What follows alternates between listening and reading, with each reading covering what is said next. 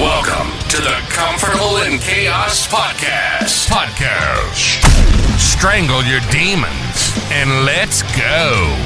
Y'all need Jesus!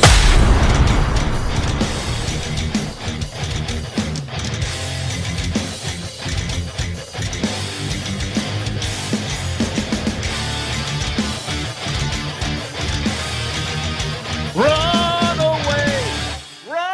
away from the pain. Yeah. Run right to the Comfortable in Chaos Podcast. Welcome back, men. I bet we may even get some women here for episode 2 with the next steps for Comfortable in Chaos dating. Now, you know I like to always go backwards and tie things together. So we started off with Janie's Got a Gun in episode 1, steps 1 through 3. We continued with the chorus there. That song came into my mind and I just thought it was prescient because it obviously is a young lady in an enormous amount of pain. Now, from looking further into the lyrics, I used to listen to that song.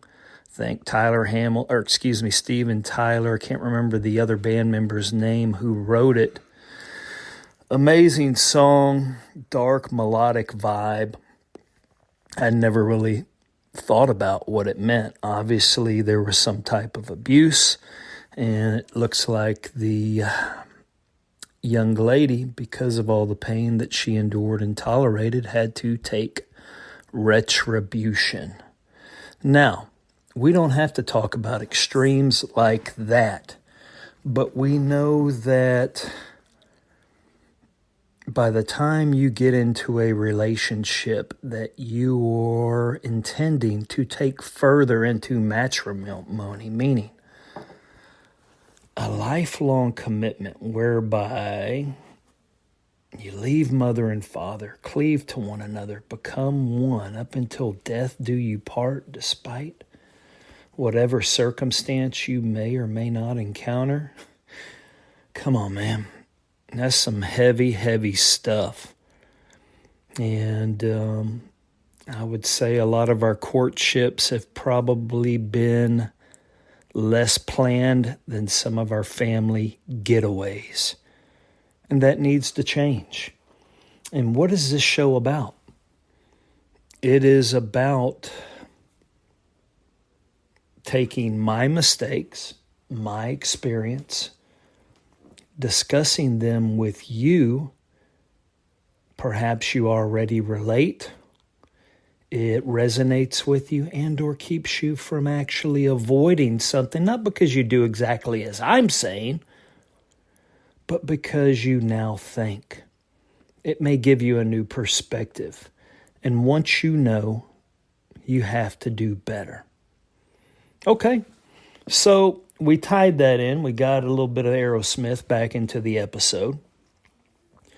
And man, let's tie another one in there. Remember I had mentioned in the preamble, I discussed the Constitution.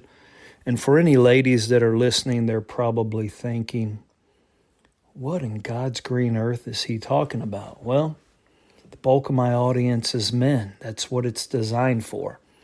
And before we go totally linear here, to better understand some things, oftentimes we have to discuss things with a little bit more circular reasoning.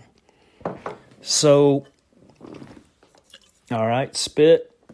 Got the wintergreen long cut skull in at the moment. We also mentioned Barack Obama. And I can tell you we mentioned the aspect of niceness. And I ventured to tell you that niceness never ends up nice. Okay. Well, we know that by the time President Obama had left his 8 years in office, officially, he had conducted 542 drone strikes. Now, of course, these were all in the names of counterterrorism, and the preponderance of his strikes were in Yemen, Somalia, and Pakistan, supposedly all during that global war on terror. But this was a nice man. And I would venture to tell you, we've heard it so many times, a writ of habeas corpus. And what is that? That is when a guy gets arrested. He has the ability to stand before a judge to see if it is lawful and or right to hold him in confinement until further proceedings begin. He has a right at a just defense.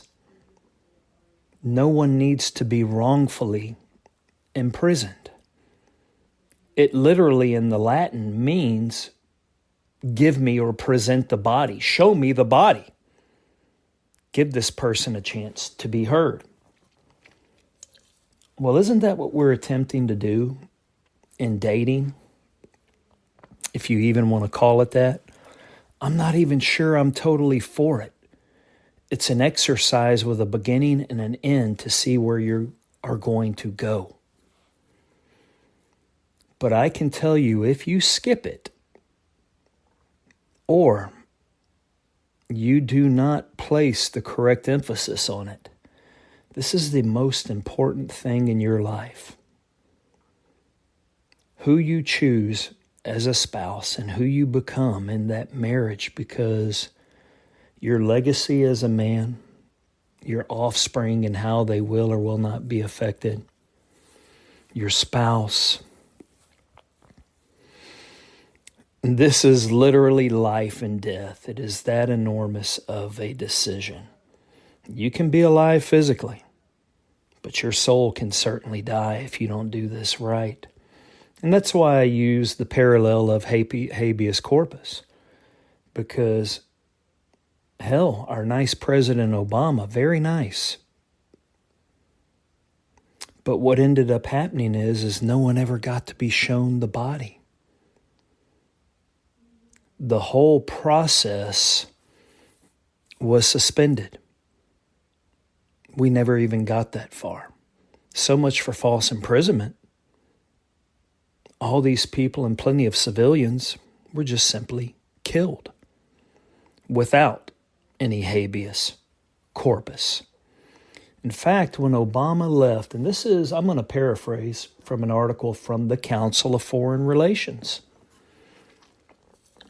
President Obama, as he was outgoing and about to hand the drone program off to President Trump, said, "I never knew it would end up this way, but I became pretty good at killing people." And that's why I'm going to step out a little bit further and say, don't trust nice. Trust, in our case, manliness, meaning kindness, but not nice, which is false, just like flattery. Can get both men and women into trouble. All right. Think we've tied that up as well. Let's go into our steps. From our previous episode in this two-part series, we know that step 1 is spiritual grounding, right? It's just the beginning. It's no different than a workout program. This is your path of discovery and working out to become bigger and or to become stronger, to increase your cardio, whatever the hell that is for you. But you have a foundation. You have begun. There is now room for growth. You have started. Then you start communicating about anything and everything that interests you under the sun. That's your best chance as a man to be like a girl. And it's your best chance as a girl at that juncture to better understand this man.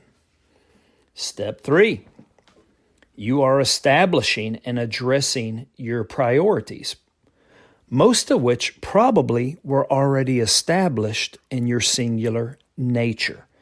You are now espousing these to your potential mate to see what comes of them and to see if you're going to adequately be able to walk hand in hand without too much of a diminishment upon those that were already set for you in your heart and your mind without foregoing them. And should they need to be foregone, it is because you have reached a mutual consensus whereby the relationship, for whatever reason, has become that much more of a priority. Therefore, it gains more. My previous ambitions or priorities receive less. Okay.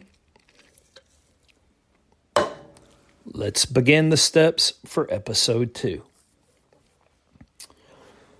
That would be step 4 in the rules for dating. And here it is. Excuse me. It's going to be a big one. 0 physicality.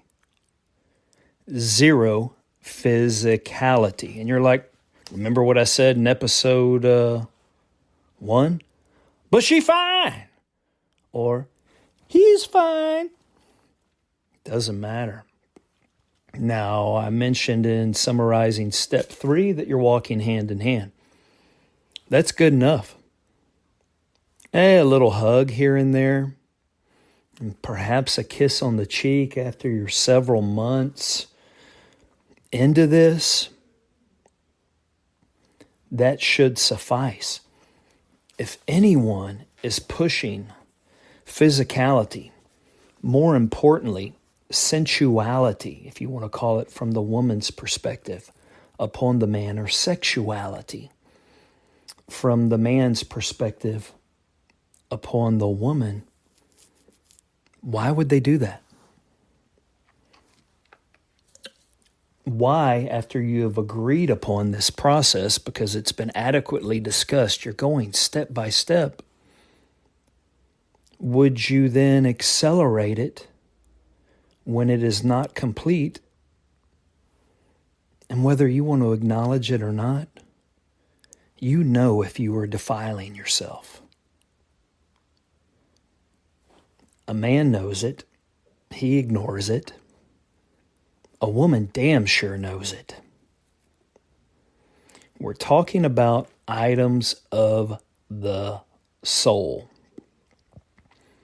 Now, I'll give you a great example. We're still on step 4. I'm just expanding the thought. I grew up, dad had died, mom had taken off chasing other dudes. Maybe that defilement was not her concern. I don't know. I'm not her psychiatrist. Thank God. What I will tell you is I received absolutely no guidance when it pertained to sexuality, the opposite sex, anything. So what does a young man do? He just goes by what he hears. Oh man, by all these accomplished men of the world, right? Our peers in junior high? Come on, man. So you hear all these stories. You think it is a vehicle by which you can be taken somewhere, perhaps arrive, perhaps grow up.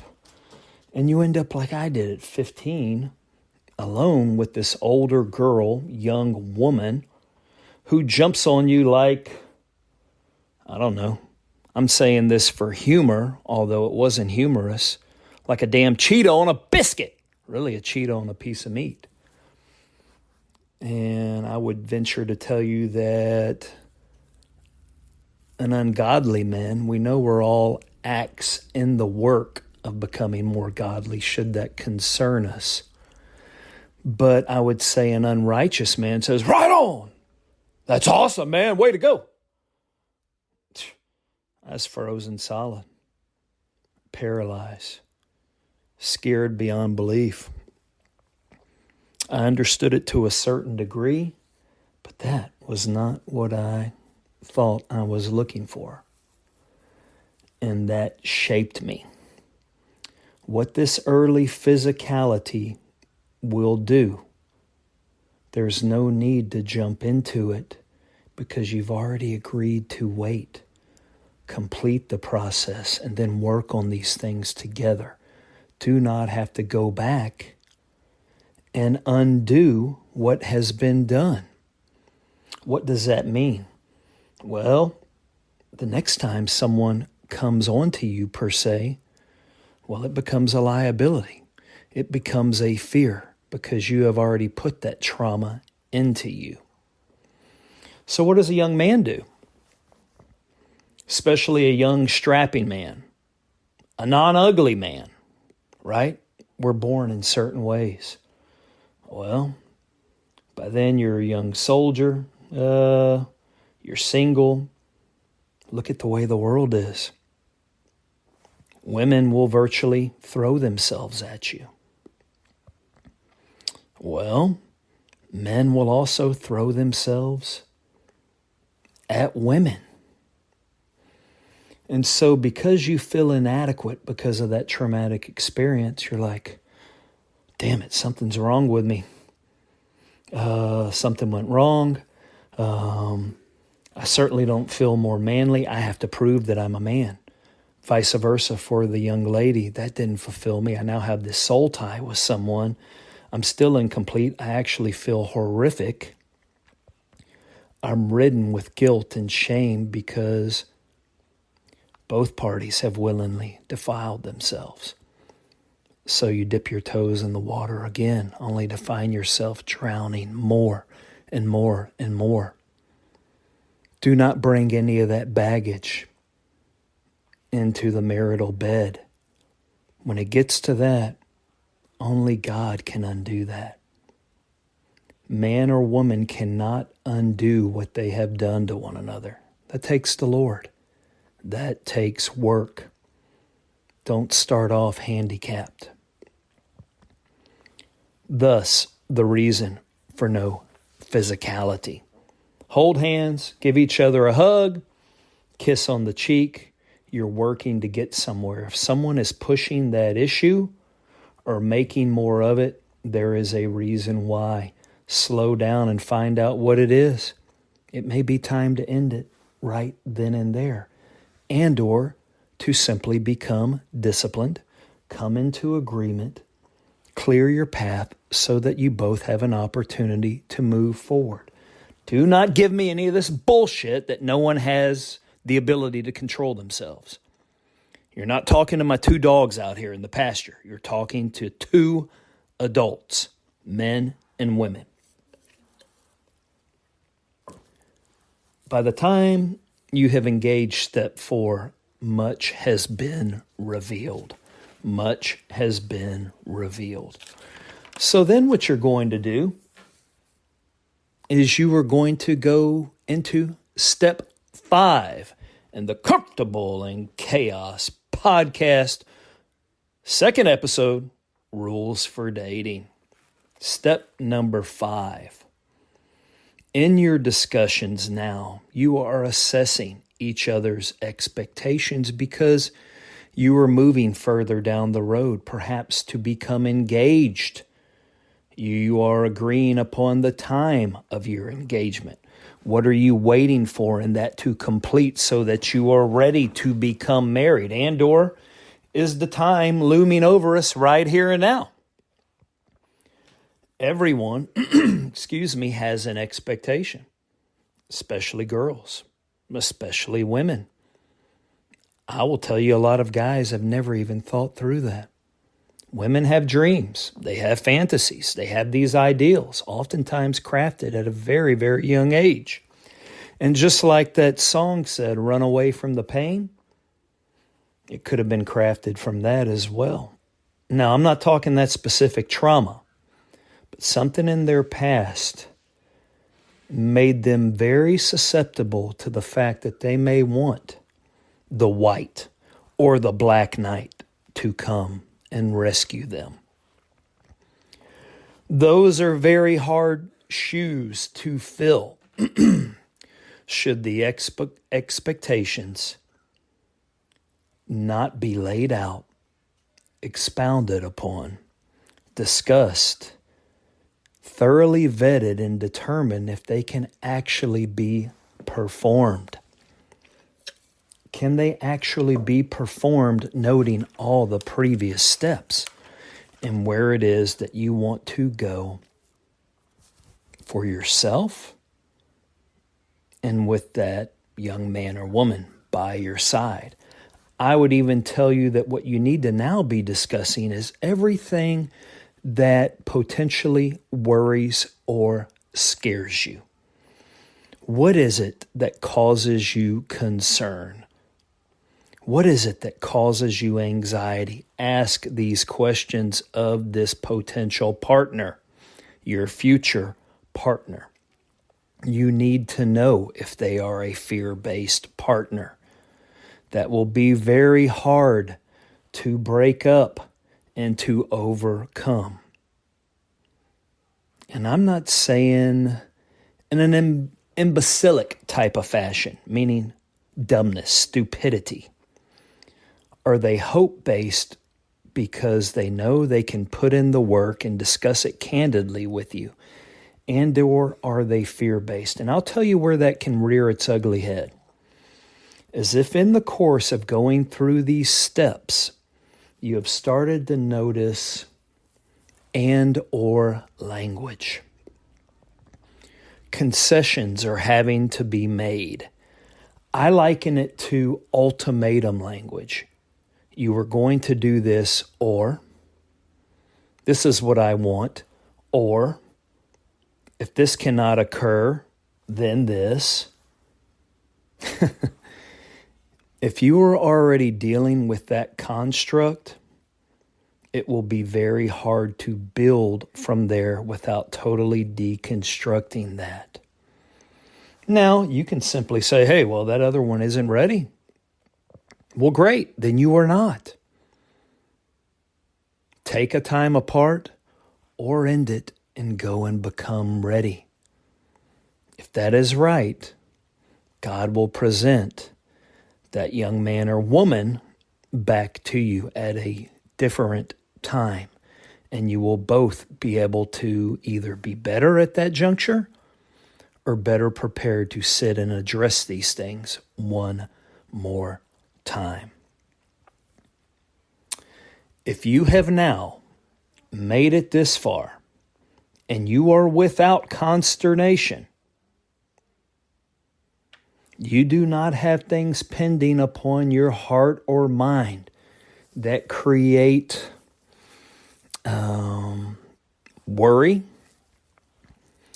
and or just the fact that you are not complete in your thoughts, you are still unsure, then it's not going to need to go forward.